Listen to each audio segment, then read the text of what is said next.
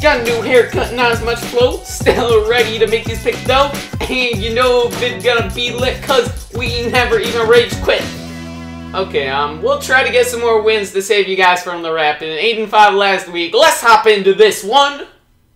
Alright, what's up guys? PeterJaguars here again, back with PeterJaguars pick of our Week 10 of the NFL season. Let's roll on! If you guys have been following this series for a little while, you may remember our little rap video bet where if I don't have a winning record in a given week, then I have to make a rap video. But I saved you guys from it again. That was our little joke with the intro. So we did go 8-5 in Week 9. Cleared that for the 8th straight week. We introduced it after Week 1. And our season total is now 81-51. So sitting kind of pretty, I guess, at 61%. Want to keep moving that up, but obviously harder to do that. More games each week carries less weight in terms of moving up in the grand scheme of things. That said, though, we started off Week 10 with the Thursday night game, Bills-Jets. This was an interesting one because the Bills have had the Jets number past few times, and because of that, and some other factors, Rex Ryan coming back and playing his old team with that stuff, we did roll with Buffalo. You see the tweet on screen, and we had a good start. Man, y'all ain't even giving me a chance to roll into this. We got Jags-Ravens, first fresh Sunday pick. This one is gonna be lit, and we've got to get a win right here. We're 2-6, but the AFC South is still up for grabs. Andrew Luck hurt again. Colts only have 4 wins. We play them again. We still have some other divisional games to bring us up, maybe be in that tiebreaker mix. Gotta have this one. Ravens offense, a little bit lackluster with Steve Smith out. Their passing game is kind of weak. Flacco has not been so elite recently. And all that jazz. Allen Hurns has caught a TD in 6 straight games for us. And my man A-Rob as well, beasting up. I'm looking forward to those gold unis next week too with the Color Rush. But anyhow, this should be a good one. Of course we gotta win. Of course I'm biased. Doesn't matter. No, it doesn't. Yeah, probably it does. But guess what? Ravens helmet us out. Go Jags! Let's go. Let's hit 3-6, boys. Neither starting quarterback is available for this game. Johnny Football will replace McCown in. For the Steelers, it is not only Ben Roethlisberger out, but of course Le'Veon Bell also, so their offense really dampened. They are at home and a pretty solid team playing in Pittsburgh, so that is going their way, and most likely still the better team overall, so I kind of want to give them the nod. But of course, some of those injuries really slowing them down. Antonio Brown had like 280 yards last week. So that was pretty crazy. Probably will be able to kind of save them a little bit more. And they do have some decent backup QB play. So for all of that, we'll roll with Pittsburgh. I gotta say, the Bears did a good job moving the ball on Monday night.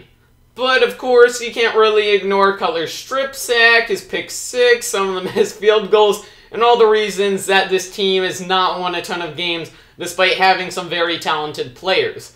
They do head to St. Louis in what should be an interesting one. Todd Gurley did not have a great week in his last contest. Minnesota with a strong run defense, but he is sure to rebound here.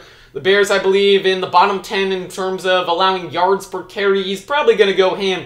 Could honestly see him approaching 150, 200 yards even. And I'm not sure that Nick Foles will do a lot. But the Bears are kind of a sloppy team. They're missing that extra day from playing on Monday. And I don't really see them completely ready to come back or rebound. Bad teams don't tend to do that well coming off a win and stringing things together. So maybe they're better than I'm calculating. But if not, probably ain't gonna lose. There's no question that the Dolphins had a nice little honeymoon period after installing Dan Campbell as the head coach. But there's also no question that that's clearly over. 2 big divisional losses by 29 points to the Patriots. Just lost to the Bills, fairly big. And Tyrod Taylor completed basically all but 1 pass. A lot of kind of short dink downs and whatever, but the fact that they were able to do that and still work their way up the field is pretty concerning for Miami's defense.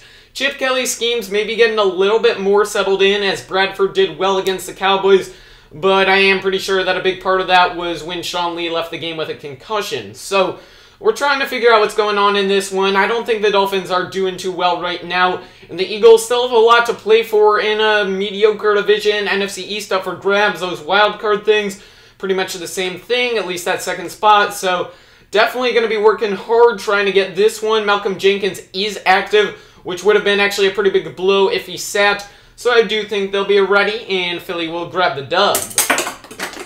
Pretty crazy how RG3 just seemed to fall off the map, and it's really Kirk Cousins' team in Washington right now. They've been playing some good defenses, so this will be a change-up taking on the Saints, who are 31st in total defensive yardage. I believe they've allowed 400 or more to like 6 different teams this year or something crazy. They're really not doing a good job. Mariota was able to beat them in overtime.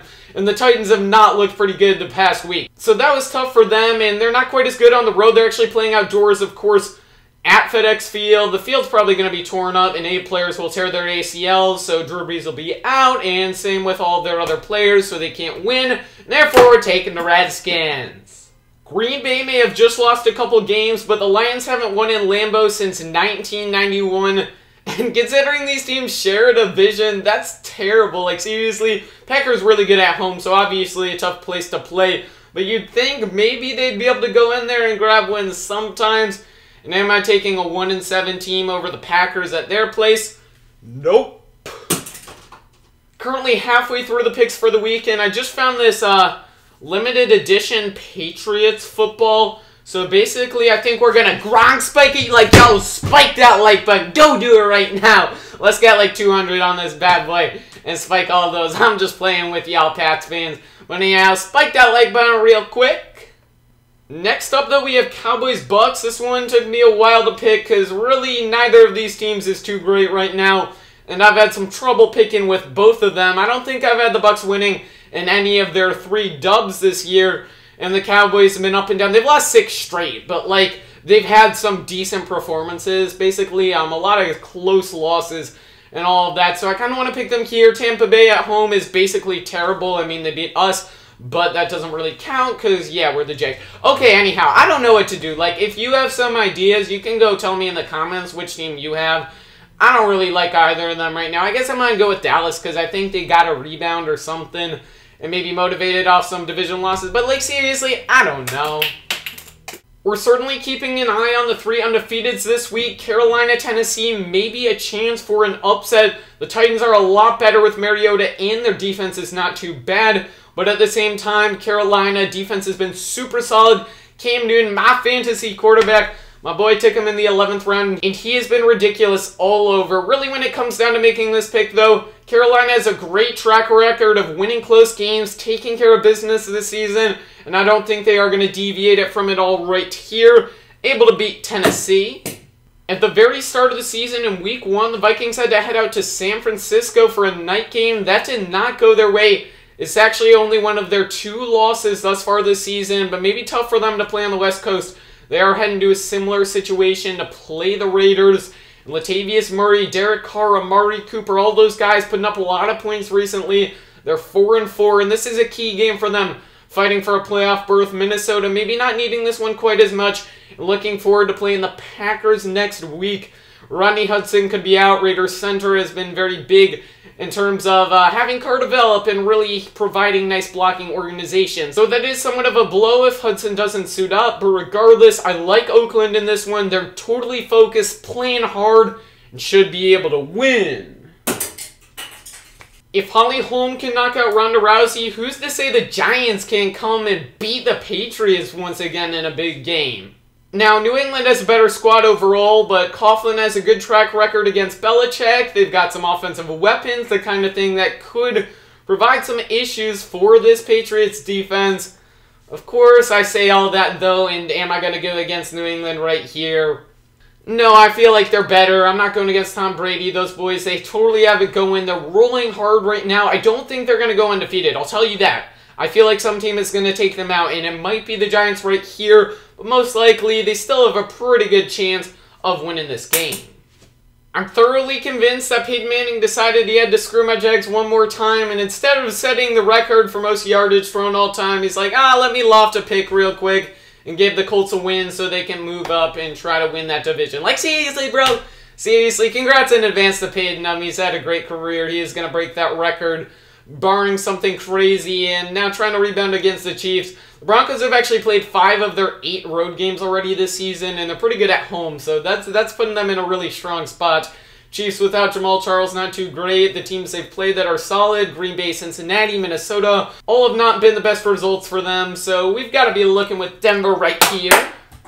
What happens at CenturyLink Field on Sunday night is probably going to shape how I view the Seahawks' home field advantage for the near future. They barely beat the Lions there, which was a little concerning. Then they lost to the Panthers, but as we see now, the Panthers are a very good team. so maybe can't be weighing that one too heavily down on them.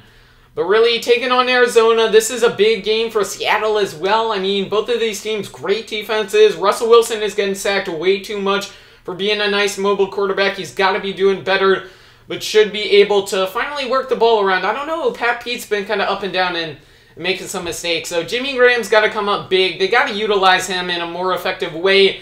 Marshawn Lynch, coming off the bye week, should be fresh and running hard, hopefully able to wear down those guys, at least for the sake of my pick. Hopefully he can, as we are going to be taking Seattle and going against Bruce Arians in what should still be a close game.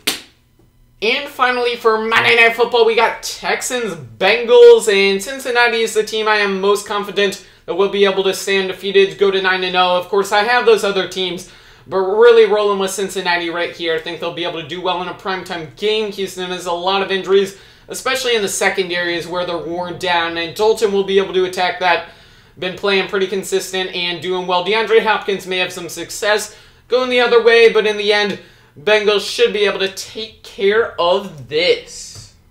There's the picks for all 14 games this week, though. One last look at the winners. We're wrapping up, so thank you for watching. Stay tuned for more vids. Again, make sure to spike that like button if you enjoyed it. Subscribe for tons more NFL Madden 16 content.